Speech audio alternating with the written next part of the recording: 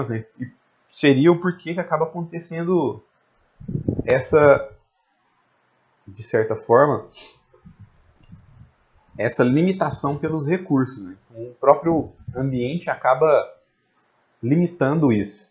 E no slide 8, ó, meio que também trata disso. Ó. Então, no sentido ecológico, os organismos vão competir para sobreviver, para reproduzir, tanto direta quanto indiretamente.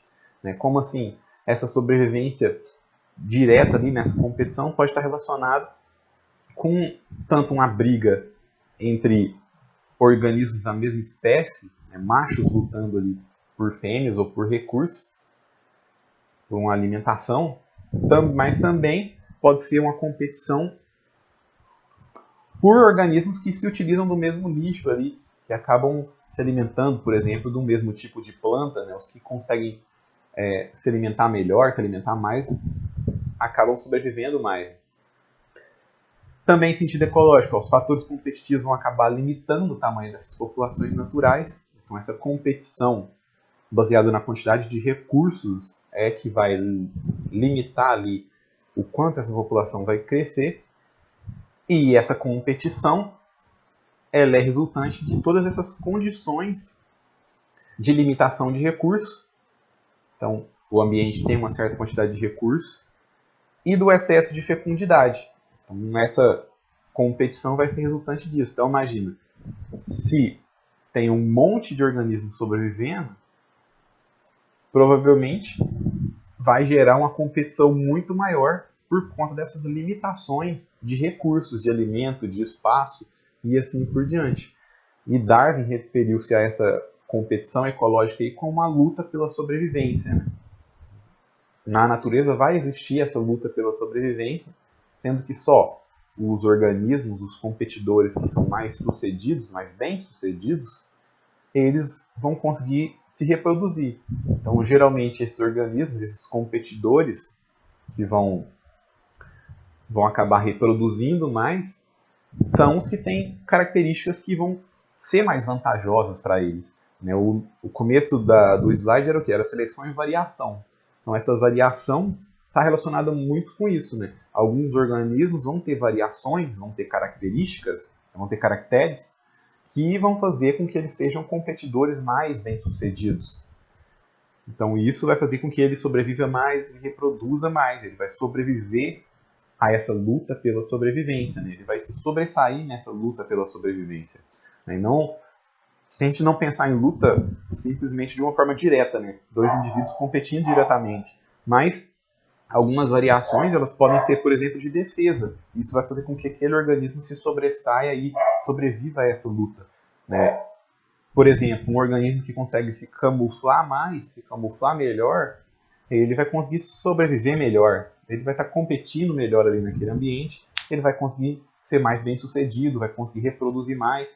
Ele vai, de certa forma, estar vencendo aí essa luta pela sobrevivência, baseado nessa característica que ele tem. E aí no slide 9, para que a seleção natural ela aconteça, além desse excesso de fecundidade e dessa competição, né, que são pré-condições, a seleção natural também requer outras 4 condições para que ela acabe acontecendo. Lembra o que é a seleção natural? Né? Esse processo, esse êxito reprodutivo diferencial, que alguns organismos vão ter caracteres mais vantajosos, vão conseguir sobreviver mais e reproduzir mais. Né?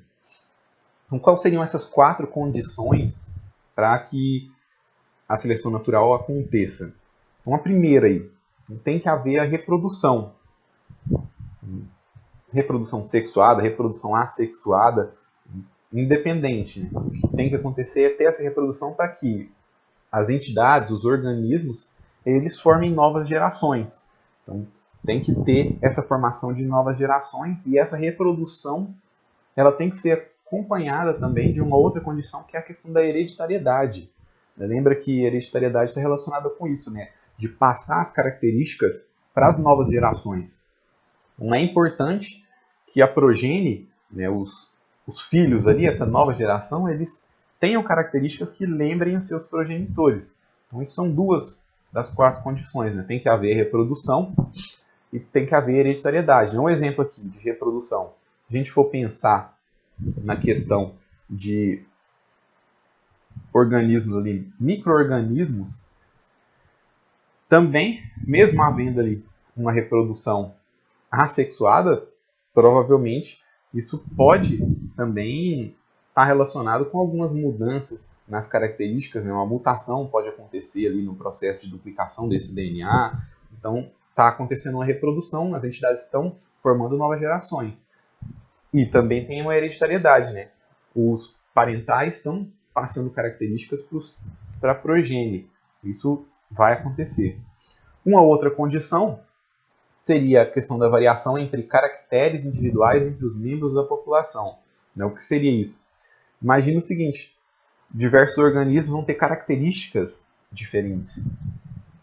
Então, essa variação entre caracteres individuais entre membros de população está tratando disso, né? Cada organismo ali dentro de uma população vai ter características um pouco diferentes e essas características um pouco diferentes ali vão ser, né, essas variações que está descrito aí. Ó. Por exemplo, a questão de tamanho corporal. Lá quando eu tratei no começo, falando do bacalhau, uma coisa que influencia na quantidade de ovos que é colocada é justamente o tamanho corporal. Então, quanto maior for a fêmea, mais ovos ela consegue pôr. Então, isso seria um exemplo aí de uma variação entre caracteres. Né? Então, indivíduos de tamanho corporal diferente. Tratando aqui também no slide 10, aí, falo dos seres humanos, né? A gente tem diversas variações entre os membros individuais da nossa população. Né? Por exemplo, a altura. A gente tem organismos aí, pessoas de alturas mais diversas. Né? Não só alturas, várias outras características também vão ser diferentes. Né? Por exemplo, a cor de olho, cor de pele e várias outras características ou vários outros caracteres individuais variam entre os membros de população. Vamos pensar numa outra espécie, uma espécie animal, por exemplo, que depende de uma certa camuflagem, um inseto. Pode ser que um inseto ali ele tenha uma coloração um pouco mais clara, o outro tem uma coloração um pouquinho mais escura, e isso seria essa variação entre caracteres individuais dentro de uma população, né? Essa terceira condição. E no slide 11, eu trato da quarta condição, que seria aí, ó, a variação da aptidão do organismo de acordo com o seu estado quanto a um caractere herdável. Primeiro, né, o que seria essa aptidão? Então, a aptidão está relacionada com a quantidade de descendentes que é deixados. Ó, e o número médio de descendentes diretos deixados por um indivíduo em relação ao número de descendentes diretos deixado por um membro médio da população. Então, imagine o seguinte. O organismo ele tem uma certa característica, ele tem uma certa variação. E essa variação, essa característica, ela faz com que ele tenha uma aptidão maior, ou que ela favorece ele. Então ele vai conseguir deixar mais descendentes, ele vai conseguir se reproduzir mais.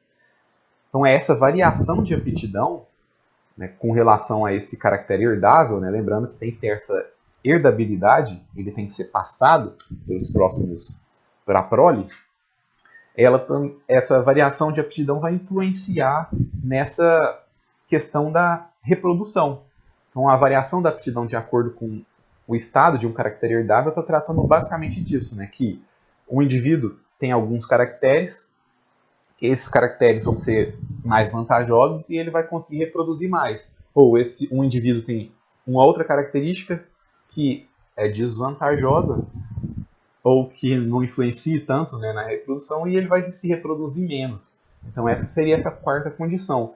Então, a presença de certas características herdáveis, lembrando disso, elas vão influenciar na probabilidade de reproduzir.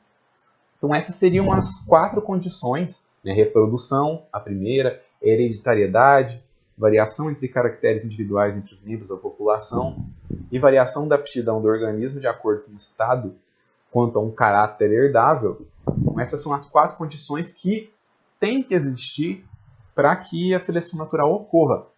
Se não tiver essas condições,